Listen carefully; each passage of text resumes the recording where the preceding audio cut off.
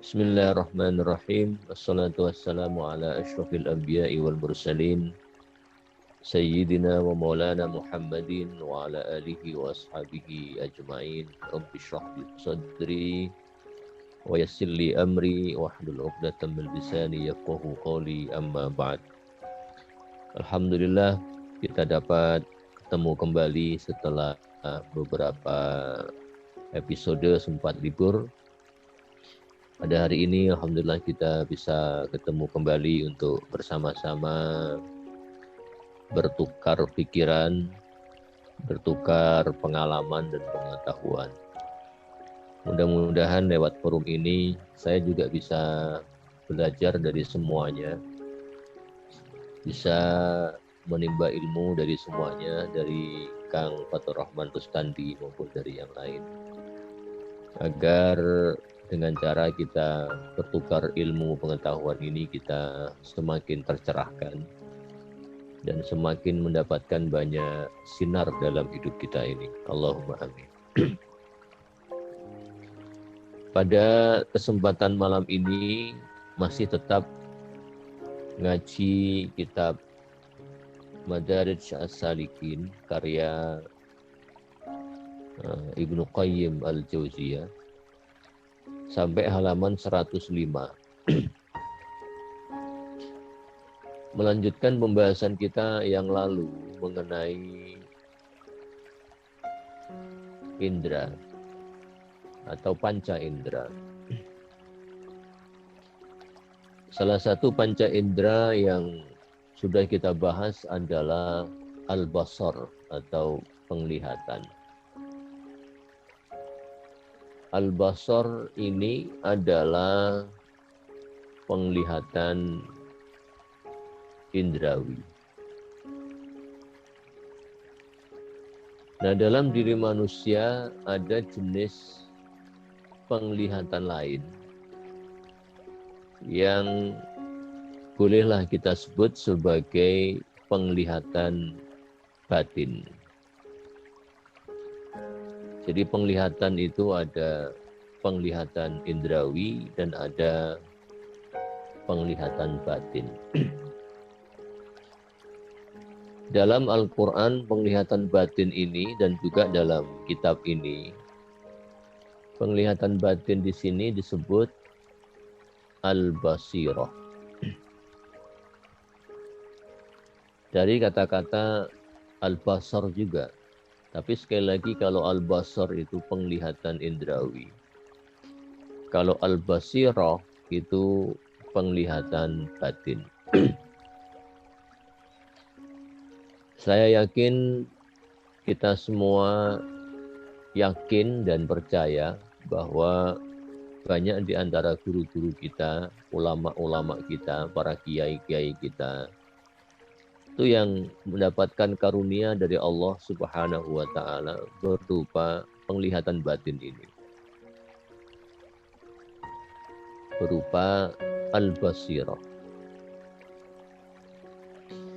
Memang pemaknaan al-basirah ini macam-macam. Ada yang mengartikannya al-ilmu, selesai. Ya. Seperti dalam surat Yusuf ayat 108. A'udzu billahi minasyaitonir rajim. Qul hadhihi sabili ad'u ila Allahi ala basiratin ana wa manittaba'ani. Katakanlah wahai Muhammad, inilah jalanku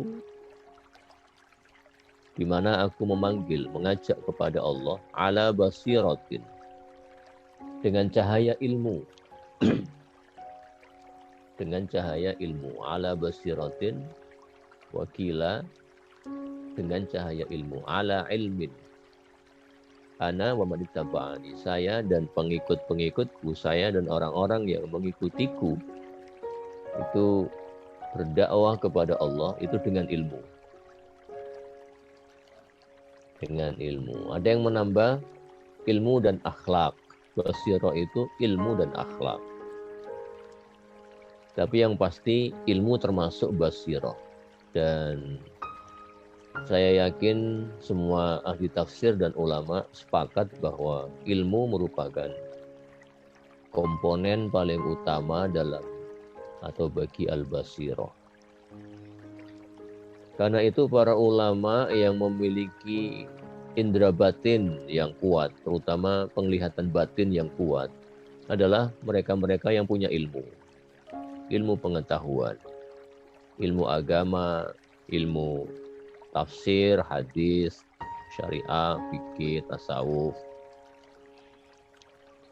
Tidak ada orang yang memiliki basirah tanpa pengetahuan, karena yang menyinari jiwa manusia itu adalah ilmu pengetahuan.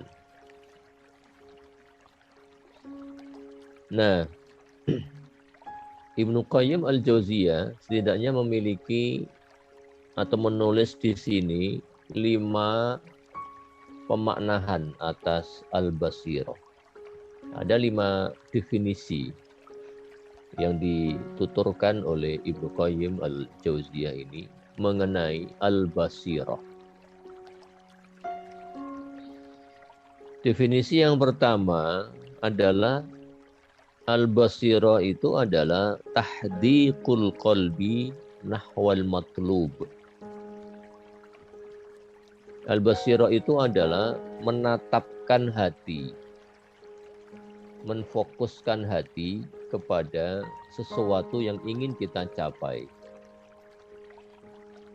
Dan tentunya dalam agama, sesuatu yang ingin kita capai itu adalah Allah Subhanahu wa Ta'ala. Tahdiqul qalbi, menfokuskan hati, ya, fokus untuk mencapai sesuatu yang ingin kita capai. Menfokuskan hati ini tidak hanya penting ketika kita ingin mencapai tujuan kita, yaitu Allah Subhanahu wa Ta'ala. Namun menfokuskan hati termasuk pikiran juga penting dalam kehidupan kita sehari-hari. Dalam kita bekerja, dalam kita belajar, dalam kita kuliah, ya, semuanya dibutuhkan tahdiqul qalbi. Tahdiqul qalbi. Hati harus fokus. Dan inilah pelajaran yang sangat penting dari Ibnu Qayyim al-Jauziyah dan juga dari para ulama sufi pada umumnya. Bahwa bertasawuf itu melatih hati untuk fokus. Fokus pada satu tujuan. Dan dalam agama, satu tujuan itu adalah Allah Subhanahu wa Ta'ala. Tapi kalau dalam hidup sehari-hari, tentunya tujuan kita juga banyak. Tapi semakin dapat kita fokus, maka tujuan kita itu akan lebih mudah tercapai. Artinya kalau kita umpamanya sedang berjalan menuju sebuah tujuan, kok kita nggak fokus, umpamanya gampang tergoda.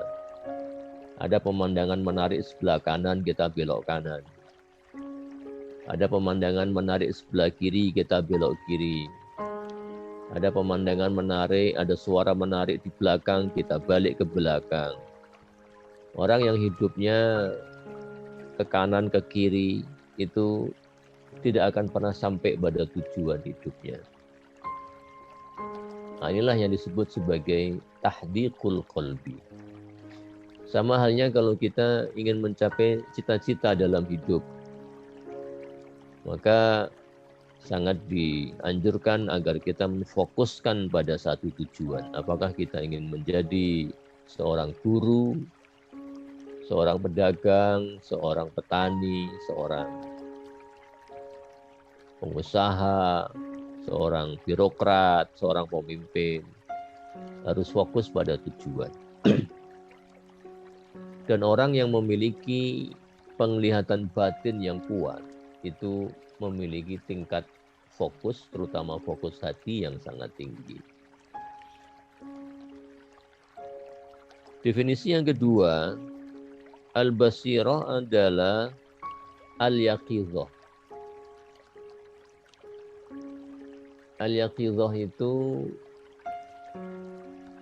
melek. Kebalikan dari an-naum. An-naum itu tidur. Orang yang bangun dari tidur itu disebut dalam bahasa Arabnya bangun tidur itu istaiqadha. Bangun tidur itu istaiqadha. Kemudian ada juga kalimat yaqidhah. Yaqidhah itu kesadaran. Disebut kesadaran karena kalau orang bangun tidur itu sadar. Sebaliknya kalau orang tidur itu tidak sadar. Inilah gambaran kira-kira antara jenis orang yang sadar dan jenis orang yang tidak sadar. Jadi secara umum manusia itu kan terbagi menjadi dua. Manusia yang tidur dan manusia yang melek. Dan Kanjeng Nabi memperingatkan an-nasu niyam, kebanyakan manusia itu tidur. Fa idza matu istayqadhu, barulah ketika mereka mati baru mereka sadar. Jadi atas dasar ini manusia itu dibagi menjadi dua, manusia yang tidur dan manusia yang sadar. Kita tinggal pilih saja mau yang tidur atau mau yang sadar. Kalau mau yang tidur ya sudahlah, tidurlah sana. Nanti kalau mati baru sadar. Ada juga orang yang sadar. Dan perbedaan antara keduanya sangat jelas. Orang yang tidur itu matanya merem. Ibaratnya dalam hidupnya dia merem. Tidak menggunakan matanya untuk melihat bukti-bukti kebesaran Allah Subhanahu wa ta'ala. Dia tidak tahu apa yang terjadi di sekitarnya. Tidak peka. Orang tidur itu tidak peka.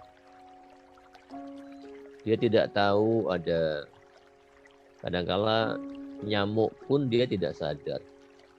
Ada nyamuk pun yang sedang menggigitnya, kalau tidurnya terlalu pulas, nggak sadar. Nggak sadar. Sama dalam orang hidup ini. Orang hidup ini kalau dablek, tidak peka, itu disentil sana sini, dinasihati sana sini, itu tidak mempan kalau tidurnya terlalu nyenyak. Itu orang tidur itu tidak sadar, tidak bisa melihat, tidak peka, dan tentunya tidak tahu apa yang sedang terjadi di sekitarnya. Beda dengan orang yang sadar, orang yang melek. Orang yang melek itu adalah orang yang bisa melihat, bisa mendengar, dia tahu apa yang ada dan terjadi di sekitarnya, dia peka. Itulah perbedaan antara orang yang bertakwa dan orang yang tidak bertakwa. Perbedaan antara orang yang mengikuti jalan Allah dan Rasul-Nya dengan orang yang tidak mengikuti jalan Allah dan Rasul-Nya. Perumpamaannya seperti orang tidur dan orang melek. Yang ketiga, definisi al-basirah yang ketiga adalah, dan ini saya kira menarik, dia singgung di sini bahwa al-basirah itu adalah al-fikrah. Al-basiratu, al-fikratu. Dan al-fikratu itu adalah pemikiran atau pikiran.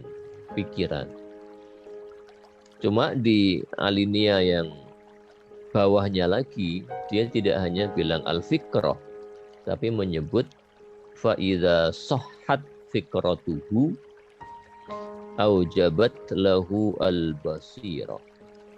Jika seseorang itu pikirannya benar, maka akan tercapailah al-basirah.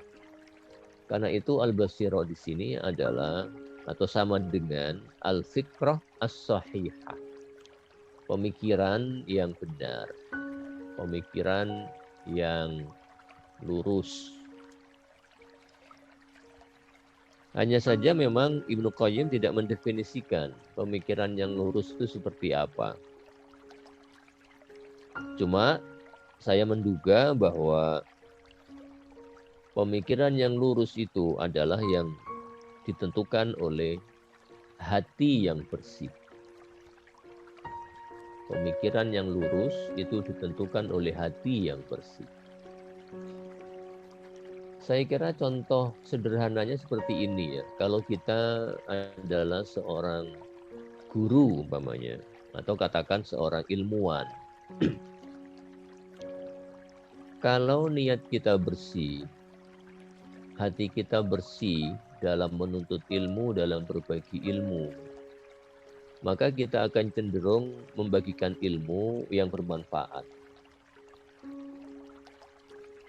Tapi kalau hati kita kotor, dipenuhi niat yang tidak baik, ada niat umpamanya untuk mengumpulkan harta, ya, berilmu atau mengajar demi meraup laba umpamanya, atau membagi ilmu pengetahuan demi atau karena pesanan dari atasan atau pesanan dari penguasa atau pesanan dari perusahaan tempat kita diperkerjakan, maka kita akan cenderung untuk tidak objektif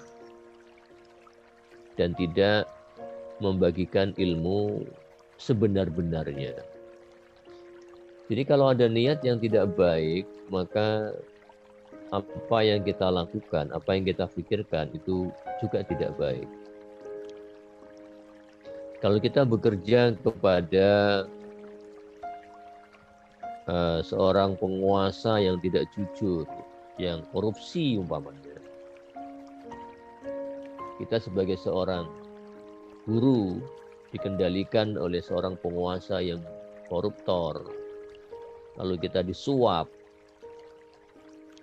kita diperkaya oleh dia, maka dalam kondisi seperti itu saya yakin bisa dijamin ilmu yang disampaikan oleh si guru tadi itu tidak akan objektif, tidak akan menggambarkan kebaikan yang sesungguhnya. Dia akan menutup-nutupi kebaikan demi meraih keuntungan. Jadi al-basirah itu adalah pemikiran yang sehat, ya, pemikiran yang benar. Dan pemikiran yang benar, pemikiran yang sehat itu sangat tergantung kepada hati yang benar.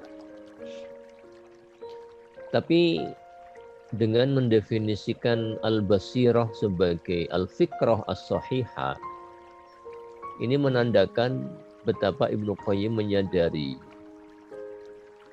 pentingnya berpikir yang baik. Pentingnya berpikir yang baik. Saya teringat ada sebuah pepatah dalam bahasa Inggris yang berbunyi, "You are what you think you are." Siapapun engkau, itu tergantung kepada apa yang engkau pikirkan tentang dirimu. Kemudian dalam sebuah hadis qudsi ya, Allah mengatakan, "Ana inda dhanni abdi bi." Saya itu tergantung kepada apa yang difikirkan oleh hambaku terhadapku. Kalau ada seorang hamba yang berpikiran saya ini baik, maka saya akan baik. Tapi kalau ada hamba yang curiga kepada saya, berpikiran saya ini kejam, maka saya akan kejam kepadanya. Jadi hanya, dan ini zon ya, zon. Ana inda zonni abdi bi. Zon itu berupa lintasan pikiran, praduga. Zon itu praduga, dugaan. Tapi disinilah ya letaknya hebatnya agama kita ini. Sampai masalah zon saja itu sudah dianggap begitu berarti ya. Begitu berpengaruh terhadap perilaku kita. Makanya sangat dihindari ya untuk kita memiliki prasangka buruk ya.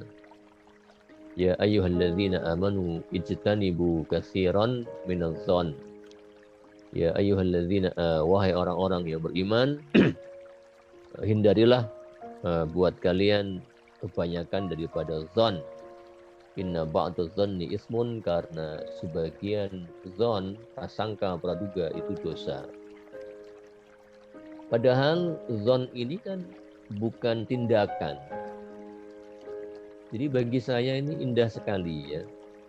Yang dilarang dalam Islam itu bukan hanya tindakan. Kalau tindakan kan jelas. Makan babi itu tindakan. Mencuri tindakan. Menghasut tindakan. Riba tindakan. Memukul tindakan. Membunuh tindakan. Mencuri tindakan. Mengumpat tindakan. Ternyata dalam Islam tidak hanya tindakan yang dilarang, tapi juga lintasan-lintasan pikiran. Padahal kalau kita pikir-pikir, apa sih bahayanya zon itu, praduga itu? Ternyata bahaya. Karena dari praduga itulah akan muncul tindakan. Dari praduga yang negatif akan timbul tindakan yang negatif. Maka kembali ke yang tadi itu, bahwa pikiran kita itu membentuk siapa kita. Dalam dalam bahasa psikologis, kalau kita ini berpikiran positif, maka tindakan kita menjadi positif. Kalau kita berpikiran negatif, maka kita akan bertindak secara negatif. Kalau kita ingin melakukan sesuatu sudah ragu-ragu, mau mengambil S2, S3, kemudian ragu-ragu, jangan-jangan saya tidak bisa. Benar nggak bisa. Tapi kalau kita yakin bisa, benar bisa. Dan itu sudah terjadi terhadap semua orang, bukan satu dua orang. Semua orang mengalami itu. Pokoknya kalau istilah bahasa Indonesianya, kalau ada kemauan, ada jalan. Kalau ada kemauan, ada jalan. Kayak saya bukan siapa-siapa, enggak punya uang, enggak punya apa-apa dulu. Kemudian berani sekolah sampai Cape Town, Afrika Selatan. Itu juga luar biasa kalau saya pikir-pikir ya. Tidak masuk akal bagi saya. Bagaimana saya yang tidak punya uang, hanya modal berangkat gitu saja. Ternyata di sana juga aman ya. Maksudnya aman tuh nggak mati. Gitu. Kalau saya pikir-pikir, itu kalau bukan karena pertolongan Allah, mati saya. Jauh dari mana-mana, nggak punya uang. Ternyata hidup sampai sekarang, alhamdulillah. Jadi pikiran dan pikiran itu harus pikiran yang benar. Kita harus berpikiran, memiliki pikiran yang benar tentang kita dan juga tentang sekitar kita. Kita harus lebih mengutamakan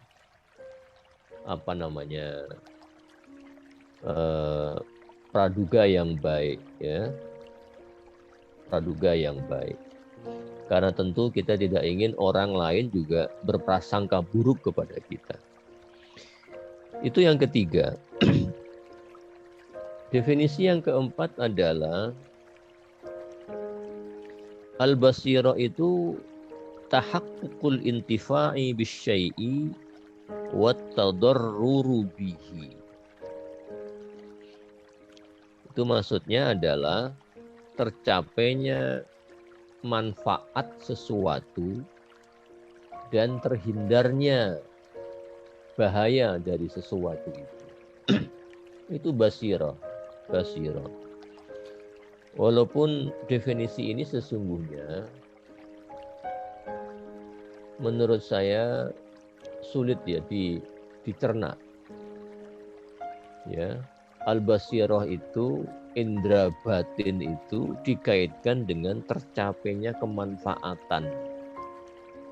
Tercapainya kemanfaatan. Terus terang saya agak kesulitan bagaimana menghubungkan antara al-basirah, indera batin, dengan kemanfaatan. Jangan-jangan kemanfaatan di sini adalah bahwa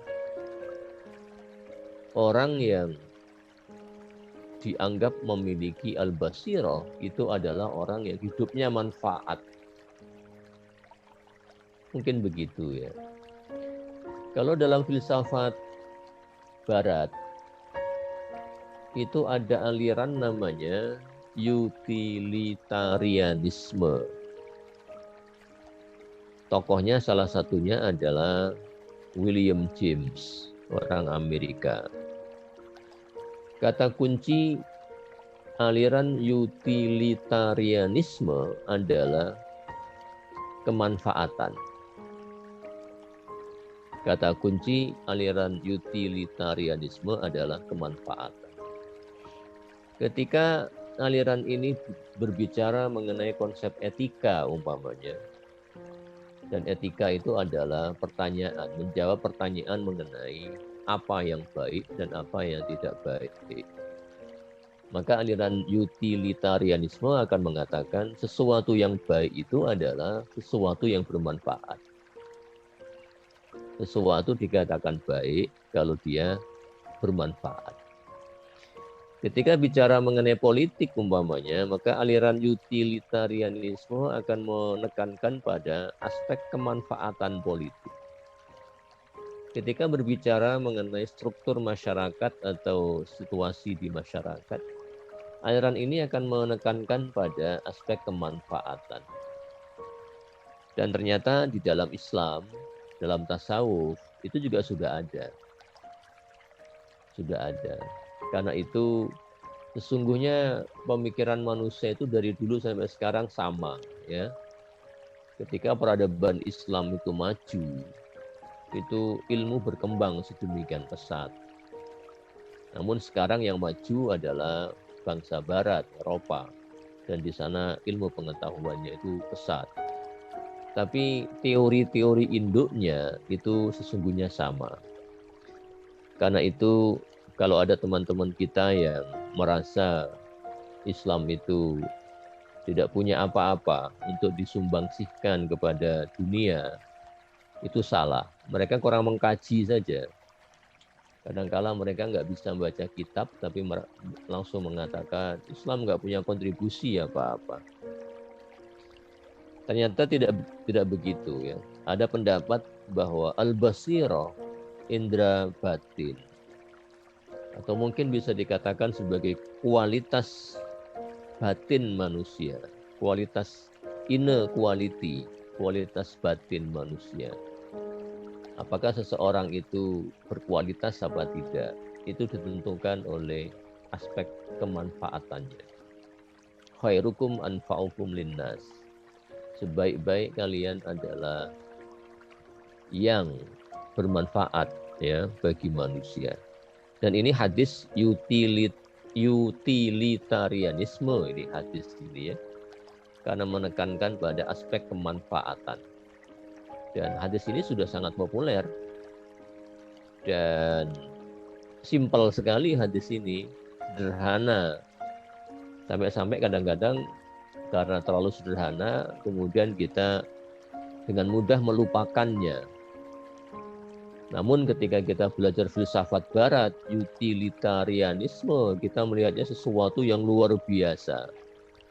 Padahal yang membuat luar biasanya itu karena istilah saja. Mereka menggunakan istilah utilitarianisme, sementara hadis menggunakan bahasa yang gampang. Khairukum anfa'ukum linnas.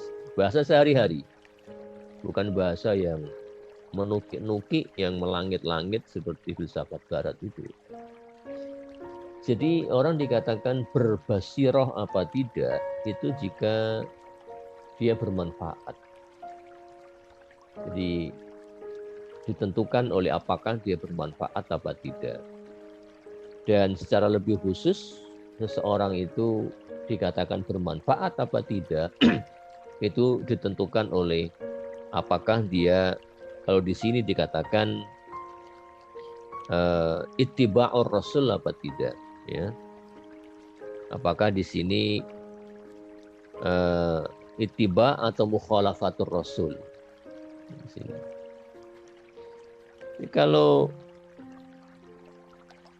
Kalau seseorang itu mengikuti Rasul, maka dia akan hidupnya manfaat. Tapi kalau dia mukhalafatur Rasul, melanggar Rasul, maka hidupnya tidak bermanfaat. Itu definisi yang keempat. Definisi yang terakhir adalah ma kholasoka minal hiyarah. Yang paling bawah itu, halaman 105. Imma bi imanin wa imma bi ayyanin. Luar biasa ya. Al-basira ma khalasoka minal hiyarah. Al-basira itu adalah sesuatu yang membebaskanmu dari keraguan. Iya, hebat sekali ya orang-orang ini ya. Hebat sekali. Ma khalasoka minal hiyarah. Apa-apa yang membebaskanmu dari keraguan. Memang keraguan itu penyakit ya. Keraguan itu penyakit. Dan penyakit yang kelihatannya sederhana tapi membawa dampak yang luar biasa. Ragu itu bahaya. Kelihatannya saya pernah cerita juga di sini ya, betapa keraguan itu sangat bahaya. Contohnya begini, ketika jenengan itu naik motor ya, kecepatan tinggi. Di depan sana jalannya itu bercabang. Itu jenengan sebagai pengendara motor tidak boleh ragu. Apalagi dalam kecepatan tinggi. Kalau ragu, ke kanan ragu, ke kiri juga ragu. Dijamin Anda akan kecelakaan. Dan hidup itu seperti itu. Dulu saya pernah mengatakan hidup itu seperti naik motor ya. Kecepatannya tinggi. Nggak boleh ragu. Pastikan Anda ini ke kanan apa ke kiri. Jangan ragu. Daripada ragu, lebih baik diam. Karena itu kalau Anda ragu, diam. Makanya orang kalau naik motor, naik mobil, dan saya sering melihat di Surabaya ini, jalan tolnya kan juga bercabang-cabang. Seperti di Jakarta juga lah, di Jogja mungkin nggak ada tol ya. Nggak ada tol nih. Jalan tolnya bercabang, belum ya. Jalan tolnya bercabang-cabang. Saya perhatikan ketika ada mobil dari Jakarta, platnya B, dia nggak tahu, dia nggak yakin mau ke kanan apa ke kiri, itu dia ngambil di tengah-tengah terus berhenti. Nah, itu yang baik. Jadi ketika Anda ragu, berhenti, itu lebih baik.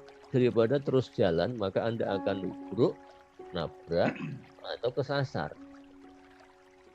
Kesasar masih mending, kalau kecelakaan, bahaya. Maka alif lam mim zalikal kitabu la raiba fi. Itu ayat kedua dalam surat Al-Baqarah. Alif lam mim zalikal kitabu, kitab ini Al-Qur'an la raiba fi, tidak ada keraguan. Jadi dalam Islam tidak ada keraguan dan orang Islam tidak boleh ragu. Baik dalam agamanya maupun dalam kehidupannya. Harus yakin. Dan yakin itu bisa yakin benar, yakin salah. Kalau yakin benar, maka laksanakan. Yakin salah, hindari. Islam itu terlalu clear cut, jelas. Islam itu terlalu jelas, tidak ada keraguan. Mana yang halal, mana yang haram, jelas. Perintahnya mana, jelas. ini dosa, ini tidak dosa, jelas. Semuanya jelas. Mohon maaf, tidak seperti agama-agama yang lain ya, yang remang-remang. Remang-remang agama lain itu, termasuk konsep ketuhanannya itu remang-remang.